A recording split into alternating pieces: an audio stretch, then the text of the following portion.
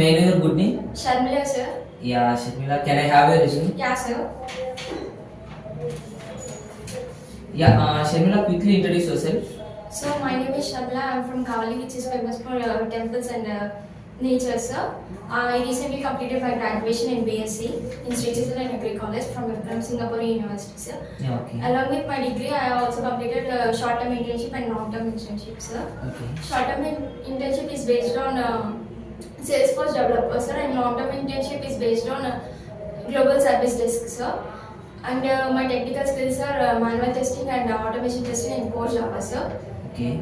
My hobbies are listening music and browsing net, sir. Okay. That's it about me, sir.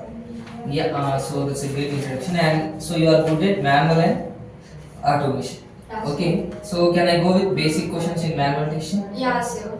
Yeah, okay, fine. So how can you rate yourself in manual testing? Out of 5. out of 5, I will give 4.5, sir. Yeah, okay, so that's a good score. So, okay, tell me, so what's the difference between positive and negative testing? Positive testing means testing the application with valid or expected data, sir. Is called positive testing, sir.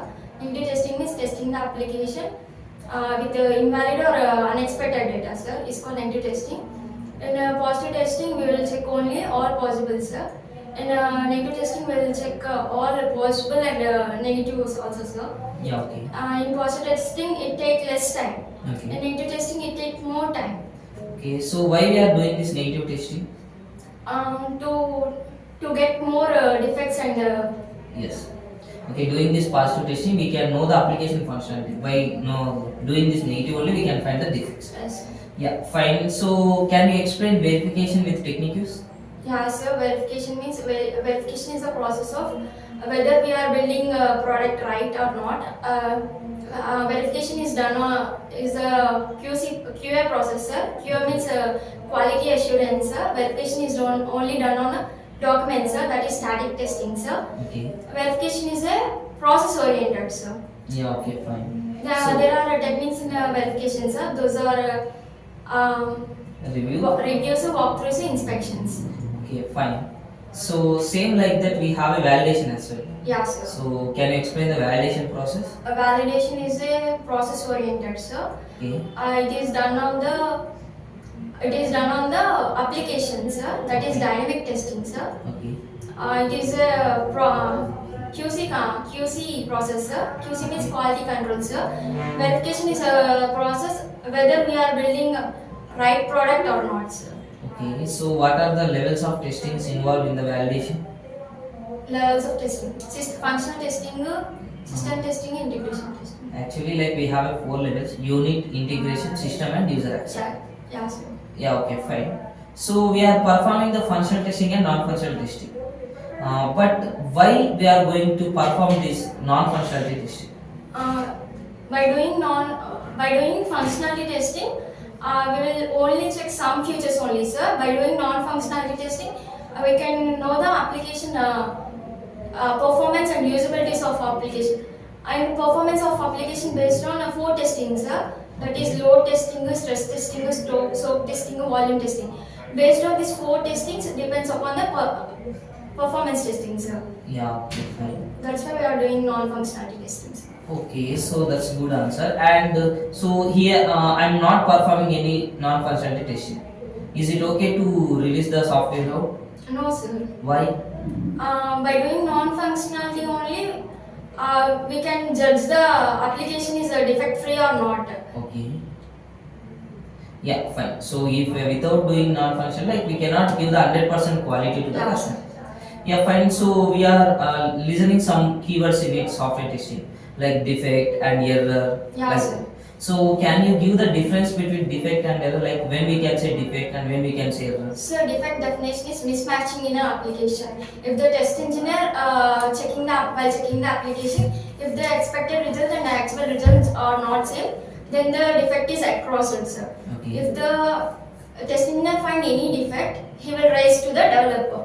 Developer has to accept the defect and start fixing the defect. After fixing the defect, he has to resend to the test engineer, sir. Yeah, okay, then error means? Error means mistake in a source code, sir. It is done by the developers, sir. When the developers are developing source code, if any errors are there means in source code means it is called errors, sir. Yeah, okay, fine. So, like we have a life cycles in software testing, Yes. like software development and software testing. So, can you explain bug life cycle? Yeah, sir. Bug life cycle means if the test engineer after developing the application, the developer gives the application to the test engineer. Test engineer start testing the application. If the expected result and actual result are not same, he will find a defect. Yes. And the test engineer will open the application and start giving the defect to the developer. The developer has to accept the defect and he has to start fixing the defect. After fixing the defect, he has to fix the status as a fixed. Okay. After fixing the defect, he will resend to the test engineer. Yeah. Test engineer will retest the application whether the defect is fixed properly or not. Yeah. If the defect is fixed not properly, again it will process the same process will be continued until the defects are cleared. Yeah, okay, fine. Okay, so can you explain the test design techniques? Yeah, so test design techniques are boundary value analysis, equivalence partition, error guessing, decision table, state transition diagram, use cases. When we are writing the test cases, we include boundary value analysis, equivalent partition, error guessing means it is a good test case. These are the test design techniques. Okay, so like you mentioned that like we have a boundary value analysis. Yeah. So what are the boundary value analysis we have? Like how you can, there are some formula. So for valid which boundary we can use, for invalid which boundary we can use. For valid. We have to add pre and Yes, okay, fine. I am giving a scenario. yes. If there is a text field, it can accept 4 to 8 characters. Yeah. Then you can say the boundary value analysis. 4 to 8. Yes. We have to set between 4 to 8 only, sir. Yeah. We have to set 4 means 3 Like we need to go with the minimum and maximum. values. Minimum -1 and Maximum plus 1. okay. Yeah, fine. So can you explain SDLC? SDLC, yeah, sir. SDLC stands for Software Development Life Cycle, sir. It is the process of developing software applications, sir. To develop software application, we have different phases or stages. First one is requirement gathering or collection gathering. Second one is feasibility study or study analysis. Third one is design. In design, we have two types: high level design and low level design. After designing completed, they will do coding, sir. After coding, testing. Testing after implementation, installation or deployment, sir.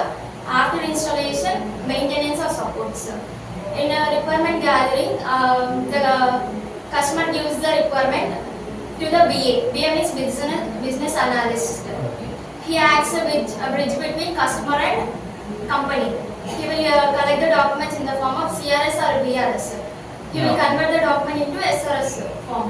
Yeah, okay, fine. So can you do the difference between white box and black box testing? Yeah, sir. White box testing is done by the developers. In white box testing, they will only test the source code and internal structure of an application, sir. Okay. And black box testing is done by the user interface or graphical interface of an application. It is mostly done by the testing team, sir. Yeah, okay. Black box testing is done in testing server, sir. White box testing is done in development server, sir. Yes, fine. And so what do you mean by the regression testing? Regression testing is testing the impact areas of an application, sir. After fixing the defect, we can modify, add changes in the application. If we add and modify the changes in the application, it will not impact on the other features, sir. Okay, what the existing features? Yeah. Yeah, okay, fine. So can you give what is retesting? Retesting means testing the application after fixing the defect, sir. For example, if test engineer find any defect in that, he will resend to the developer. Developer has to accept the defect. Once accepting the defect, he will start and fix the defect, and he will again give the test engineer. Test engineer what will test means test engineer will test the application retesting whether the defect is fixed properly or not. That is the scenario. Okay, so what is ad hoc testing? Ad hoc testing means testing the application without following any informal documents. Okay, so when we can perform this testing? When if we done testing and like functionality testing, integration testing, system testing, we cannot find some defects. When we did not find any mistakes in that, then we go for the ad hoc testing. In ad hoc testing, we can find more defects in the application. Yes, randomly we can find the defects in ad. And when we have a lack of knowledge or lack of documents, then we can follow this testing. Ad hoc testing. Okay, so yeah, okay, so Sharmila, I think I done with my side. So you have any queries to ask? Nothing, sir. Yeah. Okay, thank you for your Thank you, sir.